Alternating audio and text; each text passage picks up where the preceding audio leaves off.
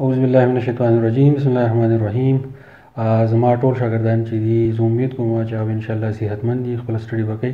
نن د کلاس 9 په بیالوجي کې یو درې ډیفینیشن دي، په هغې تاسو پوه کوم. دا 3 نمبر چپټر دی. درې ډیفینیشن داسې دي چې هغه چې کله یو سټوډنټ چې دی کله د هغې سټډي کوي نو په هغې چې دی لږ کنفیوز کېږي.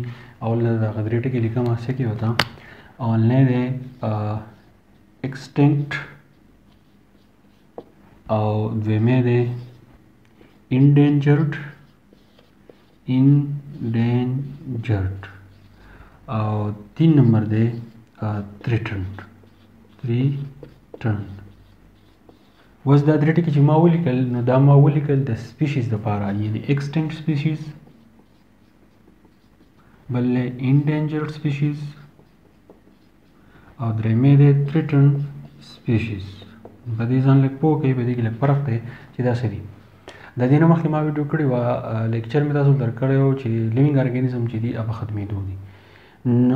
ټول نو بعضې سپیشیز د انیمل او پلانټ داسې سپیشیز شته چې هغه چې دی په ختمېدو دي. نو د هغې دپاره بیالوجیسټ درې ټکي چې دي استعمال کړي دي. نو په هغې اولنی ټکی دی extinct species. extinct species مطلب دا دی هغه ارګانیزم چې د هغې ښکار ډېر زیات شوی دی، د هغې یوز ډېر زیات شوی دی، د هغې دونه استعمال شوی دی چې مخکې او اوسنو خلکو چې دی د هغې خیال نه دی ساتلی، د هغې د محفوظ کولو دپاره، د هغې د نسل د بقا دپاره، د بچاو دپاره چې هڅه نه دي کړي. کم سپیشیز چې د دنیا نه بلکل ختم شوي دي، اوس د هغې نوم و نشان نشته، نو هغه سپیشیز ته ویلی کېږي extinct species.